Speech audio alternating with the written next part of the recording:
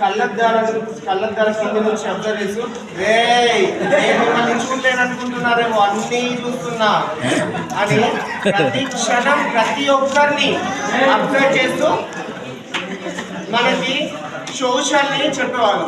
మనం ఎన్ని చిలిపి పనులు చేసినా తండ్రిలా మనల్ని దండించలేదు, తల్లిలా మనల్ని భరించాలి. భూగోళ శాస్త్రం అంటే నీ కాలి కింద ఉన్న భూమి గురించి తెలుసుకోవడమే భూగోళం అని చెప్పారు. పౌర శాస్త్రం అంటే నీ హక్కు గురించి తెలుసుకోవడం అని చెప్పారు. చరిత్ర అంటే నీ ముందు జరిగిన దాని గురించి తెలుసుకోవడం అని చెప్పారు.